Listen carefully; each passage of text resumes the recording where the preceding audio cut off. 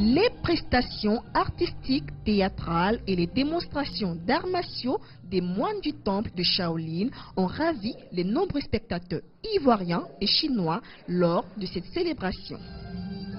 L'événement a été aussi l'occasion d'approfondir les liens d'amitié déjà existants entre les deux pays. Le Nouvel An chinois n'est pas seulement la fête des Chinois. Aujourd'hui, elle est devenue une fête pour tous les peuples du monde. Avec les efforts conjoints de nos deux pays, nous sommes très contents de voir que le festival du Nouvel An chinois est devenu une marque d'échange culturel sino-ivoirienne et un nouveau symbole de l'amitié des deux peuples. Lui réitérer mes vœux chaleureux, fraternels, de santé, de bonheur, de prospérité et de succès dans le travail qu'il fait en Côte d'Ivoire pour renforcer la coopération sino-ivoirienne.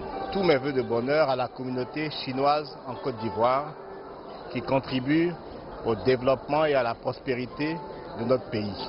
Le Nouvel An chinois est placé cette année sous le signe du chien et est considéré comme la fête la plus importante en Chine. C'est aussi une fête remplie d'espérance et d'aspiration du peuple chinois pour une vie plus heureuse et plus belle dans l'année à venir.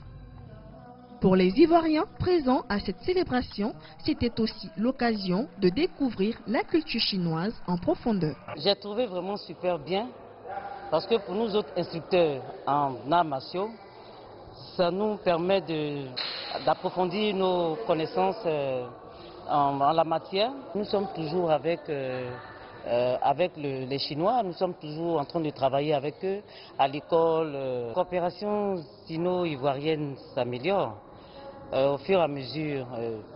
Je crois que c'est très bon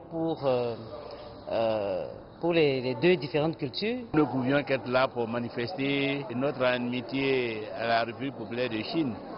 C'est un pays ami, un pays avec lequel la Côte d'Ivoire a des liens de coopération très solides, qui participent activement à la construction de notre pays, la Côte d'Ivoire. La cérémonie du Nouvel An chinois en Côte d'Ivoire s'est terminée par un grand dîner offert par l'ambassade de Chine à tous ses invités.